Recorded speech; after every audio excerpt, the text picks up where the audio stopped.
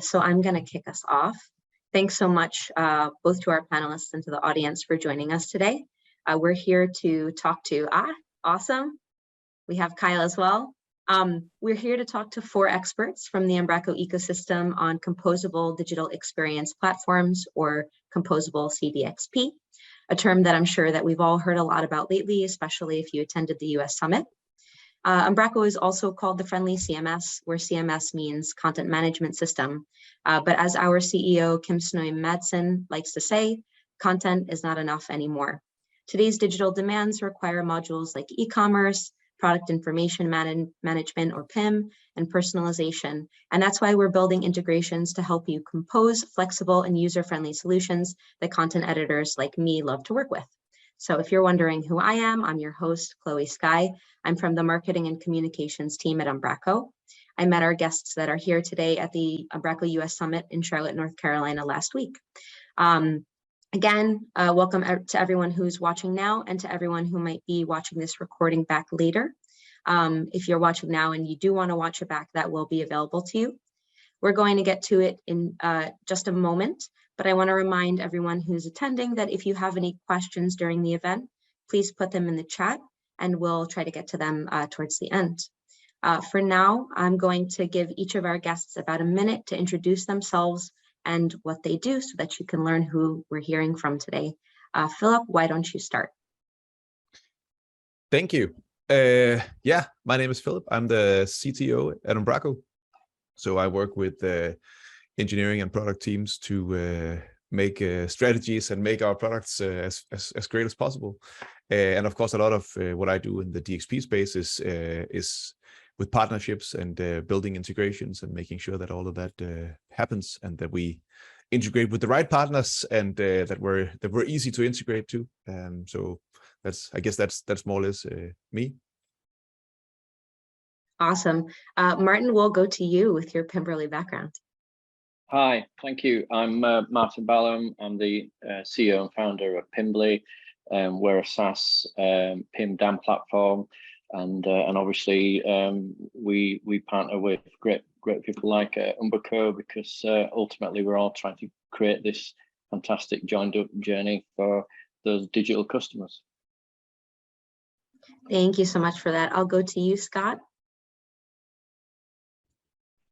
Hi, I'm Scott Clevenger with Marathon Consulting. We're a gold partner. We're an Umbraco Gold partner. We've been working with Umbraco since version 4. We provided solutions for hundreds and hundreds of clients with Umbraco at its core. Each project always presents a unique requirements, which require unique solutions. We're always looking for ways to make integrations with DXP solutions to make sure the project is a success. In the past, a lot of that work was done custom for each project. With Umbraco's push to bring DXP to the forefront, we're pretty excited that Umbraco is helping to foster those integrations and partnering up with other vendors like Pimberly to develop DXP solutions on their own, so we can leverage that and make development and integration, much easier, much more efficient, rather than just building those solutions from the ground up. Awesome. Thank you so much for that, Scott. And then I'm going to go to you, Kyle. I love also the guitars in the background. Thank you so much. For a different panel. I have nicer guitars than I know how to play them. My name is Kyle Brigham. I'm Chief Strategy Officer at Marcel Digital. Marcel Digital has been around for 20 years, and we're just about to celebrate our 10-year anniversary as an Umbraco Gold partner. Half of our business is website development. The other half is digital marketing. So our team at the core is very cross-collaborative and very integrated in a sense that we for 20 years, we've been integrating our SEO, analytics, paid media, and UX teams into all of our website project builds. So the conversation around DXP right now is certainly at the forefront of what we're doing and the conversations we're having with our clients. And because we only work on the development side in the Umbraco content management system, the conversation around composable DXP for us is a very timely and a very important one. So excited to be a part of it. So thank you so much to all of our panelists. And I think that that's actually a really good transition into the first thing that we want to talk about, which is to define our terms. So what is a DXP, right? And this concept has definitely been around for a while, but Umbraco certainly has started talking about it a lot more recently. I think it's really important to start by establishing the difference between a digital experience platform, DXP, and composable DXP. I think that I will just start maybe by sending it to you, Philip, how you see that difference, and then we can also hear from the panelists. Sure. Let's hope we kind of agree. Because these are absolutely not protected terms, right? Like there's a million people in this space, and they all have their own definitions, and I guess that's fine. I mean, at least to me, I kind of think of it as the classic DXP, just to bring one more C DXP in. No, so let's call it something else. The traditional DXP, as the kind of the monolith solution where all of the value is brought in by stuff that runs inside of the CMS or inside of the commerce or inside of the platform. Whereas the composable part is where the parts are, standalone pieces of software, SaaS services, something like that, that's integrated into to a common platform. So from an editor's perspective, or the people that ends up using the system, they shouldn't really know if it's one or the other. So that's more a technical thing. But I think the fact that it is composable is really, to me, that's what makes it shine. That's what makes it not going back to the 90s where everything ran on the same mainframe machine, right? But where you can actually swap one component with a new one without having to touch the centerpiece or something like that. Does that kind of align with what the rest of you are thinking? Yeah, go ahead, Martin. Yeah. So I mean, absolutely. I mean, a digital experience platform. I mean, ultimately, it's about the journey of the individual, isn't it? Whether that's, an external sort of consumer making a purchase, or it might be, somebody wanting to book a service or wanting to understand more about a product, or whether that's an internal person or an external person. It's still a digital experience, right? And yeah, so the traditional sort of old school, I guess, way of doing it is what people refer to the monolith, isn't it? Which is, basically a single vendor platform, and where I guess, the positive thing about that is that you got one throat to choke, as it were, and you've got less interfaces, as it were. But the downside in the composable bit is that you choosing best of breed for your specific journey that you wanted to give, the experience that you want to give. And taking Philip's point, it should be completely invisible to the user of that, whether that's an admin, whether that's an internal user, and certainly to the actual consumer or person that's using or being delivered the experience. It should be invisible to them, but you should be able to, from a business's point of view, you can actually go out and say, this is what we want as an experience. This is the best of breed that delivers that. And the composable bit is being able to just put all that together in a relatively seamless way, as long as you've got some amazing systems integrator partners like we have on this call to make that a breeze. Yeah, it's almost as if you can see my notes. We're going to get to some of those things also. Go ahead. That's what I was reading. Sorry, was that not your notes? I think an important thing to note is also that it doesn't have to be either or. Like you can. I mean, of course, from a software architect standpoint, it's always beautiful if you can keep a clear architecture and everything's divided. But sometimes that doesn't have to be the thing. Like you can have some parts be part of your CMS and other parts be third parties, and that's fine. I mean, you can call that a composable DXP if you ask me. But I mean, because at the end of the day, it's not about the architecture. It's not about that. It's all about the user, right? Like we want to make great experiences, and we want to build that in the way that's best for our business or for our customers' business.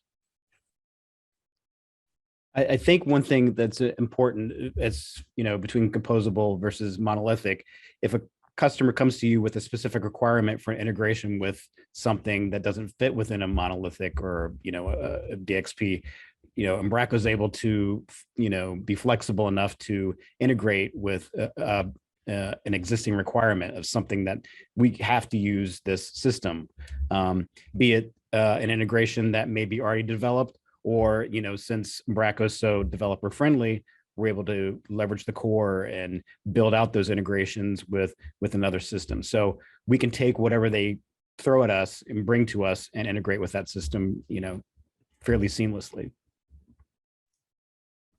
Yeah, and I think like the idea of DXP when that was the term years ago was, everybody thought, gosh, we could do all of this in one system. How amazing would that be? And I think there's something simplistic about that many clients think, how great would it be to have all of these features? But that's actually one of the reasons that we're able to sometimes sell away from DXPs, is because in a lot of ways, if I could use like the guitar analogy, if you want to be really, really good at something, you have to spend a lot of time doing that one thing. You can either be really, really good at one thing, or you can be kind of good at many things. So I'm kind of good at guitar and drums and keyboard.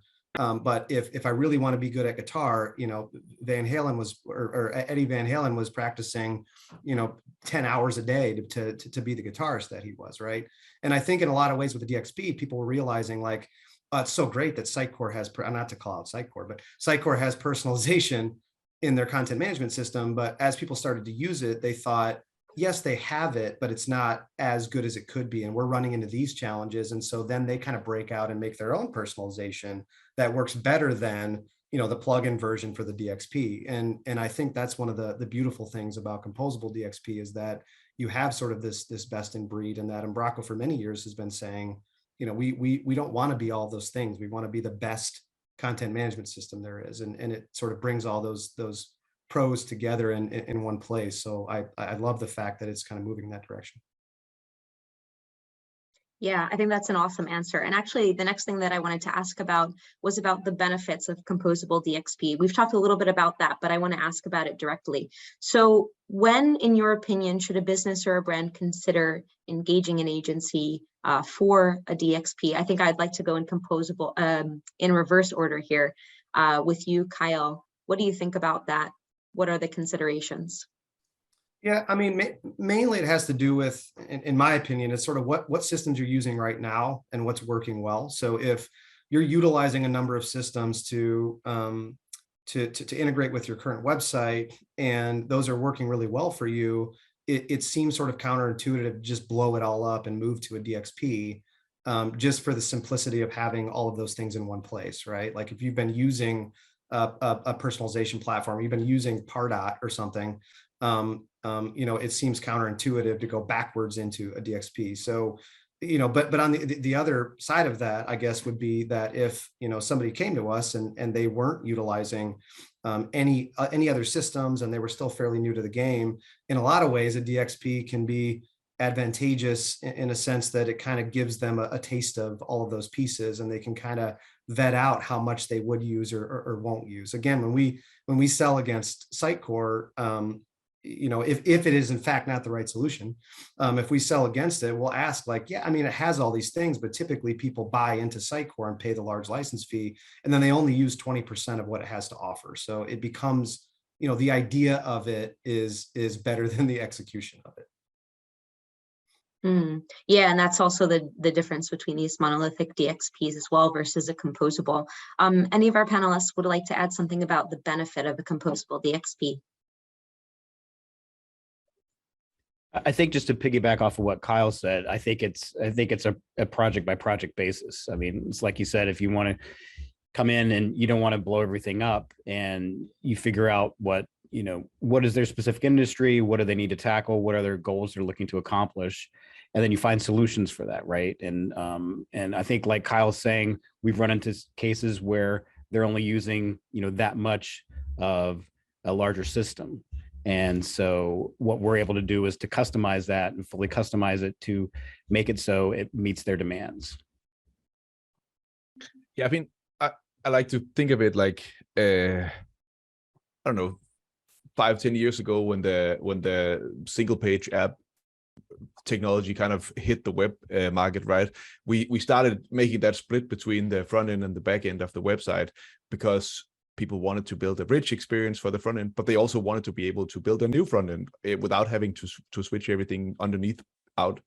And I think it's kind of the same thing, where now it's just between the back end and all of the other systems, like, because there are different lifetimes, or like different lifetimes on your systems. Like your PIM probably lasts longer than your website, hopefully, and your commerce engine the same. But then there might be other tools that you change all the time, and that's fine. And I think the point of the like where composability really shines and adds value is when you want to be able to switch one without the other. I was just going to say, and I think we've all experienced this, where we're working with a long-term client that's been with us for a while. A new CTO comes in and wants to just change everything, right? So having that ability to have a composable system means that we can meet those requirements and just swap out the little parts instead of, blowing everything up. Yeah. And on the flip side of just that, really quick, if you don't mind, Chloe, there are some cases too where there are technologies coming out faster than we can keep up with them, and they make a lot of promises. And I think if you have a really good salesperson that goes into a room and sells a technology, and everyone gets really excited about it, and then in the execution of that, realize that technology just is not working the way that it was sold, or it doesn't work for your business. With a composable DXP, while it's not like easy to swap those things out, it's certainly easier than if it's a part of a larger system, and now you have to make a much larger decision about that. So to Scott's point, that has been really helpful for us in the composable world to kind of plug and play these pieces if somebody doesn't deliver on the technology, or doesn't work in the way it was intended for the organization. Yeah. So on the other side of that, because we also want to give a balanced perspective here, there are a lot of reasons why to go for a composable DXP, but there may be also sometimes when composable DXP is not the best choice, right? Are there any examples that you can think of when, for example, this is not the first choice in the roster? Scott, do you have any thoughts about that?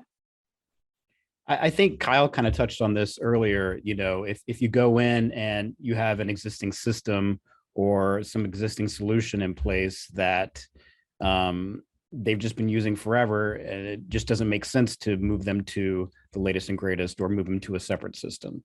I think in those cases, that might not be a good solution. From our standpoint too, a lot of times, we work with municipalities and governments and things like that. So sometimes we have to go in, it has to be fully vetted. Something has to be fully vetted. They may do on-premise hosting.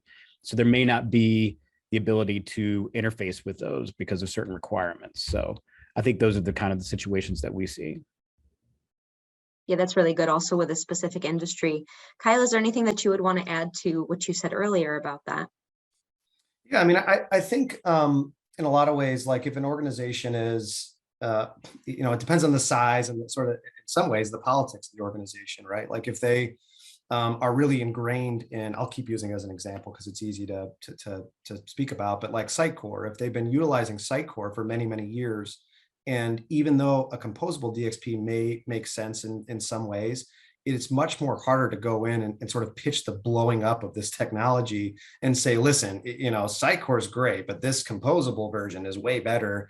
Now they have to take this monolithic system that they have and sort of make a determination on, okay, how do we build all those blocks to create the one thing that we already have, wherein it might make more sense to go in and say, listen, you're already used to this system. There are a ton of pieces that you're not using. Why don't we talk more about how we can start to integrate those and better use them? We were just talking yesterday about our marketing automation platform that we utilize, and it has, probably 50 different things that it can do, and we're utilizing maybe 4 of them.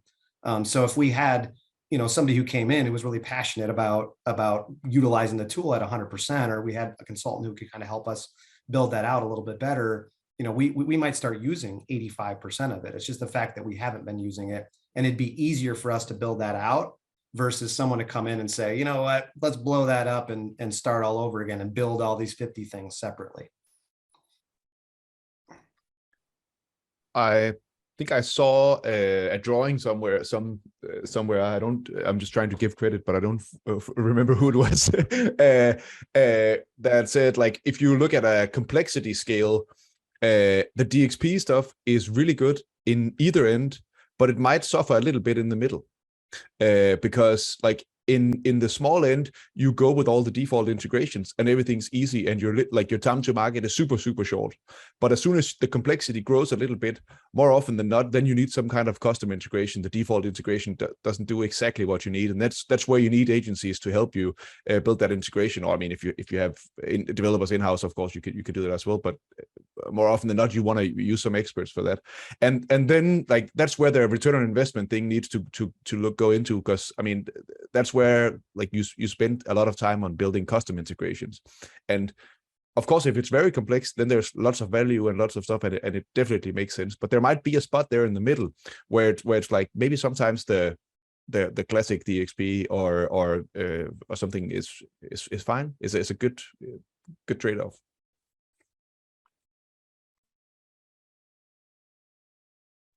You're muted. Muted.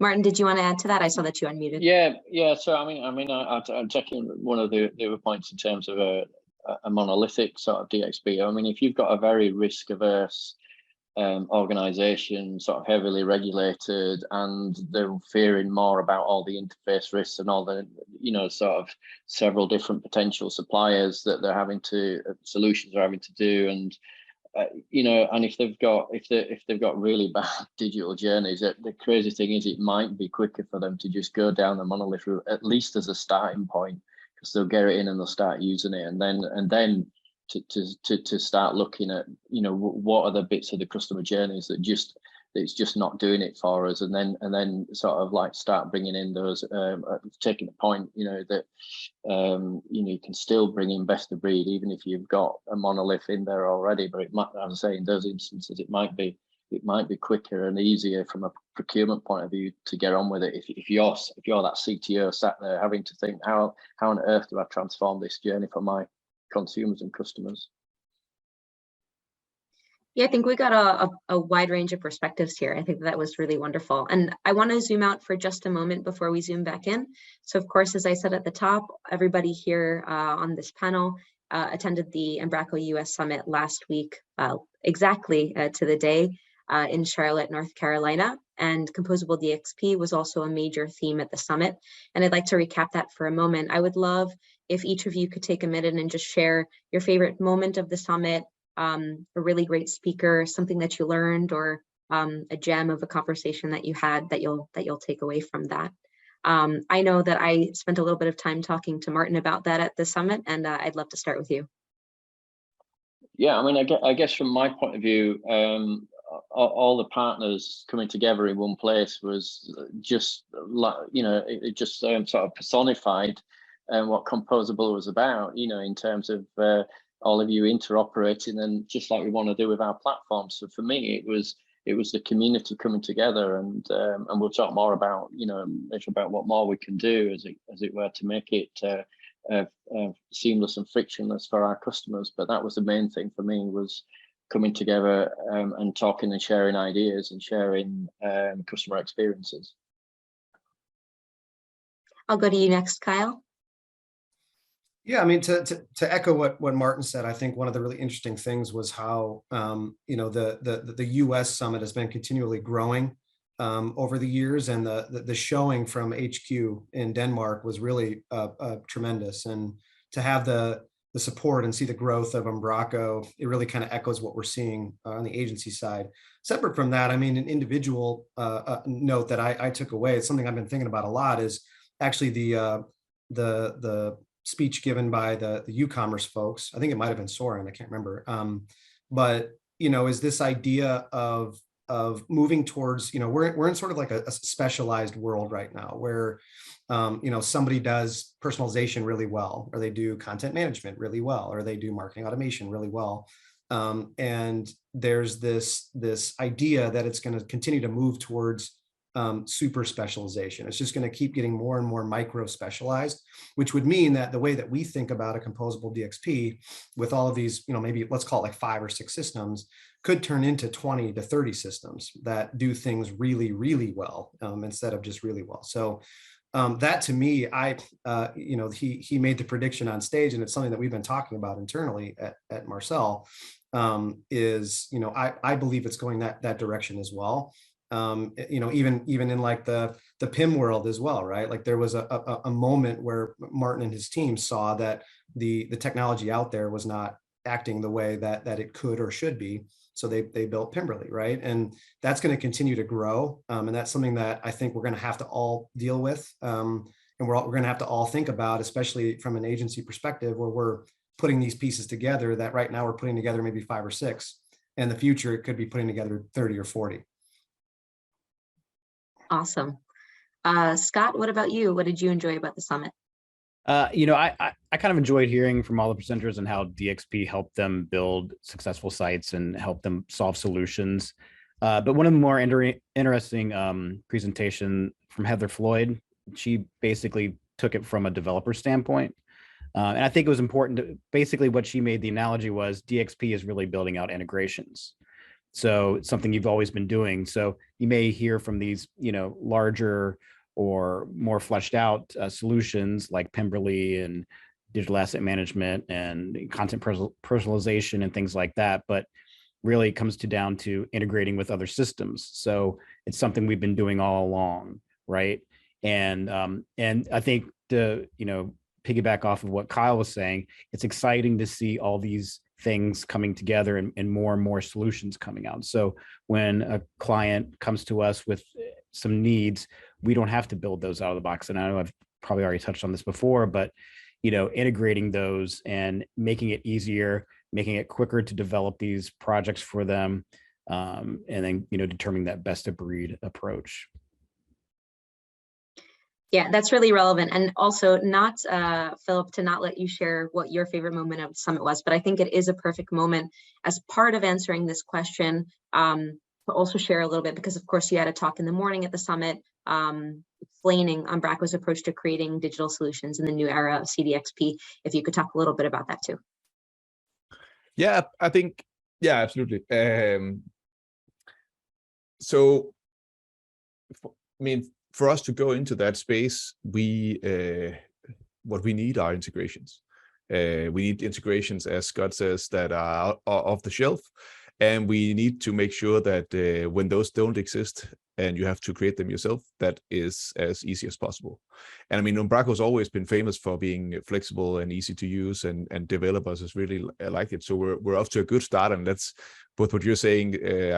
Basically what all of you are saying is that when it's about building integrations, that's something we've all been doing for a long time. A DXP integration is no special integration. It's just an integration, right? So we have a few different takes on how we then try to accelerate this. The first one is the fact that we need then discoverability. We need people to actually be able to find that integrations exist, and a lot of that is giving opening up the window, making it clear for people where to look, and doing all the eating our own dog food, right? Making sure that our website and the marketplace is perfectly built for SEO and stuff. So when you Google for Umbraco and this very specific system, then an integration automatically pops up, right? Because such one probably exists, and then there's the part about actually, so one is finding the integrations that we already have, and then the other one is about having the right integrations. And I think there, we have a few different strategies. The main one is partnerships, of course, with Pimberly and all of their all the people doing a similar thing in other spaces, as we touched on DAM and commerce, and there's multiple other venues here where partnerships are super crucial to us. So that's the main strategy. Then the other one is making sure that like when an integration doesn't exist, as I said, it needs to be easy to build. It needs to be something that maybe there is an example, maybe there is a best practice, maybe if there is a commerce integration to commerce tools, then let's make that open source, so that if you want to build one for BigCommerce or whatever other similar kind of thing, then you can see how we would build it and make your own on top of that. So we can kind of show best practices for how to do integrations and making sure that that everything's available for you. And then the third part, of course, is something that we started looking into a little bit in the last few years, is the angle of acquisitions. Of course, we look into what parts of the value chain should really be an Umbraco product, and not only a partnership. And that's something that we're continuing to explore and figure out, like, where does that make sense.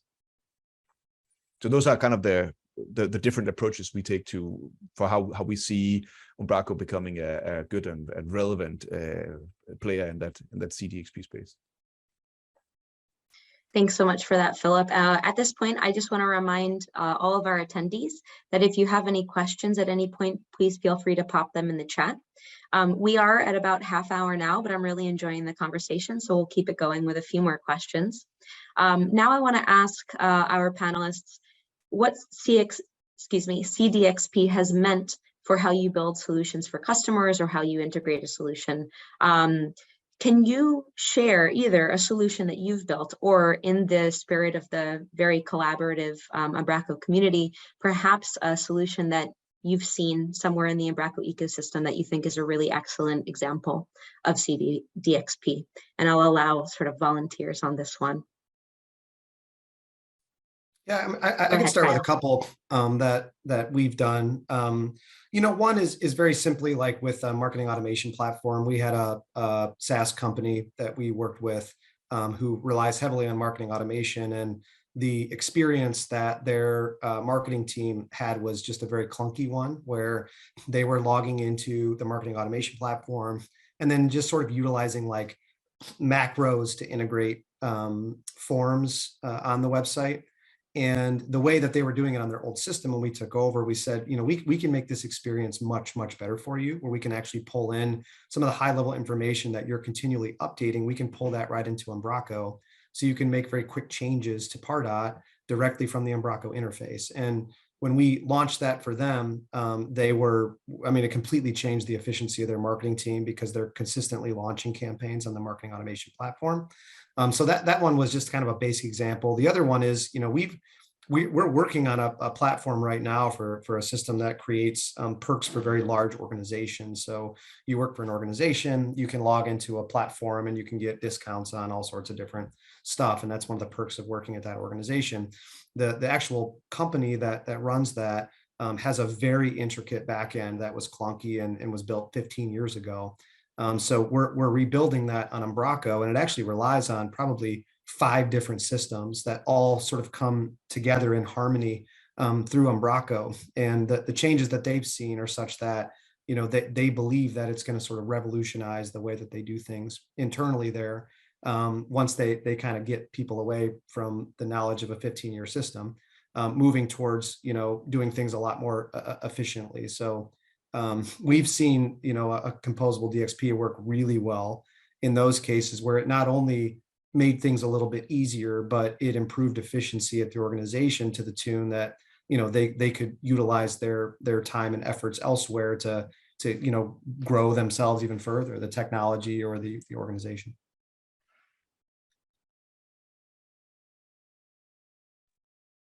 Awesome. Okay, go ahead, Scott.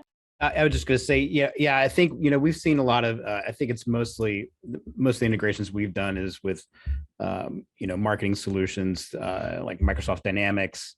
So excited to see that that's been something that's come out recently from Umbraco themselves. We've done a lot of custom work with that, so it's exciting to see that Umbraco's getting behind that as well. And we always look for solutions. We have custom integrations with things like Canvas, with pulling and pushing things between the two systems so they don't have to go into the two systems. So that's been a recent project that we just did. But you know, all these integrations with the different industries and things like that. You know, and I think, you know, what could come out of a lot of these things is when we develop these custom solutions is, you know, I think it's also opportunities that we can look for to expand on that and, you know, release that back to the community, you know, those integration points that, you know, something that may not exist, that we can put it out there for people to leverage and use.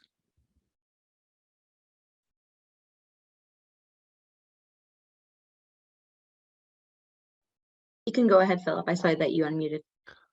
I should let Martin speak. I feel like I've spoken all the time. Go ahead, Martin. Yeah, thank you. Yeah, I've come. Obviously, we're product information, so we're all about the product, right? But what we're seeing it's all through mainly through personalization, and it comes in two ways. Does that? It's firstly in terms of you know, the increasing demand to be able to show imagery of a product in more and more personalized use cases, so that it can then be fed through to the marketing campaigns in whatever channel it's on. And then also we're starting to see where, you know, they're wanting to personalize not just the actual imagery, but also the actual attributes and characteristics of that product. You know, so a product could have, you know, hundreds of different characteristics, but depending on who is looking to use that product, there's certain characteristics that they're really interested in. So what we're starting to see is requests for integrations for parts of the product sort of DNA that would never have been touched before. And because it's, you know, you're in a composable and API driven first, you know, you're like, yeah, sure, it's there, it's ready, let's use it, let's give that better journey, more personalized, wherever that is in whatever channel that you're trying to present that on. I know, Martin, that you have a special interest, of course, being a PIMDAM product, about making sure that customers are able to use these integrated with their DXP. And I'm wondering whether you can talk a little bit about how we can make it easier for customers to join these solutions together, and your thoughts on that. Yeah, I mean, I think, you know, collectively, I mean, it's really having more and more or better and more sort of easy to understand API connections that I think as we all talk together, you know, it's like the documentation around it, it's understand having some sort of, you know, so that somebody that's a competent developer or whoever that's new to your product, you know, can pick it up and say, hey, yeah, I can show that. And having as many sort of worked examples out there as possible, and keeping that fairly open, and to Philip's point, making sure that it's discoverable. You know, if somebody's typing in, you know, Pimberly times Umbraco or whatever, we absolutely want them to hit it, because we know what they want, especially we know. But most of the time, so Google will know who they are. They'll know they're a developer because they've tracked them for God knows that since they were a baby, probably, and you know, 3 years ago, probably, and they'll know exactly what they're after. So it's making sure we got great content, great consistency, and discoverable. So one of the exciting things for me as a host is just to hear throughout this whole conversation people saying things like, to piggyback off of what Kyle said, or to Philip's point.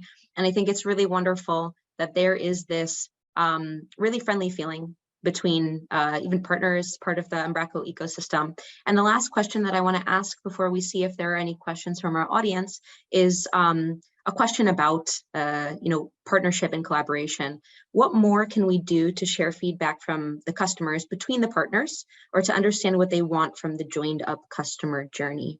So I know that we have said that at the US Summit, a lot of people had wonderful conversations with other Umbraco partners, people that would otherwise be their competitors, but also this really nice you know, feeling of being united under a software and a tool like Umbraco. So I was wondering if you had any thoughts about that, how you might knowledge share even better than now.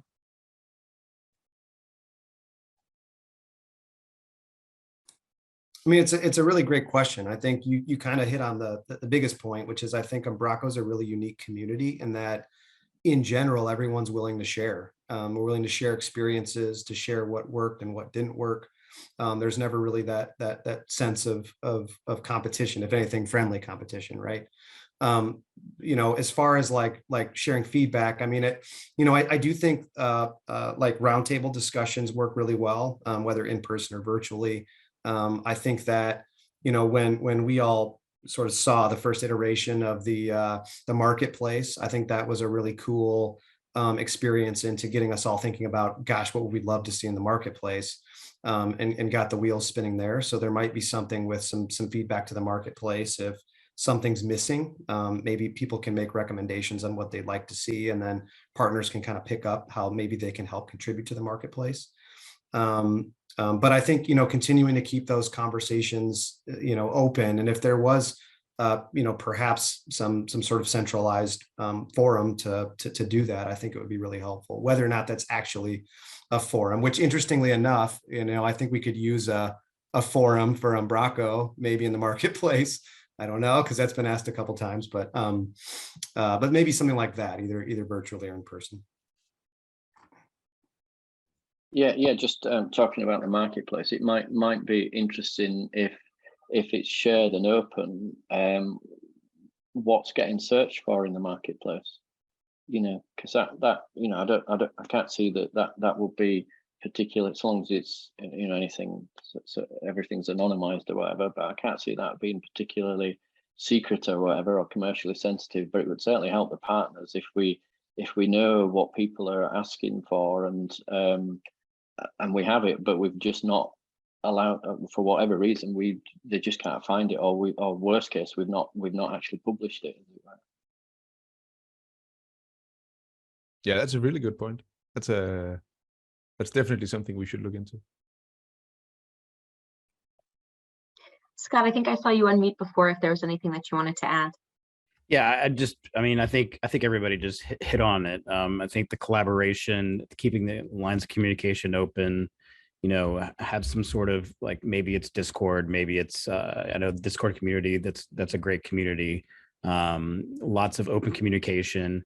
And I think, like Kyle was saying, it goes to the heart of what Umbraco is. It's the friendly CMS, right? And we've talked to Marcel, we've talked to a number of other companies, and we've shared solutions with everybody. So I think that's one of the main things that I love about Umbraco and the community. While we may be competitors, we're always looking out for each other and helping each other out. So I think fostering that and building on that is important to the success of Umbraco in the US. I think that's a really wonderful note, absolutely, to finish on here. Thank you so much for that. We are looking into the chat now to see if there are any questions. And I know that on my end, I didn't see anything. Philip, do you see anything there in your chat? Nope, not right now. Okay. I don't know if, yeah. We're not sure if people are able to write in the chat, but I hope at the very least that people really enjoyed the conversation between our excellent panelists. I want to thank you all, Scott, Martin, Kyle, and of course, Philip, for being here with us today. And as we're almost at the 45-minute mark here, I think that we'll start to bring it to a close. We will make this recording available for people to watch back. And we do ask, of course, that if you have any questions for any one of us, as all of our panelists touched on, it's a super friendly community. Please do feel free to reach out. And I definitely know that, Philip is always really open to asking questions, including from me. So that's something that I appreciate. Thanks so much for being here. And I'm sure that we will continue the conversation in the future. Thank you so much, Goodbye. Chloe. Thanks, Philip. Thank you. Bye.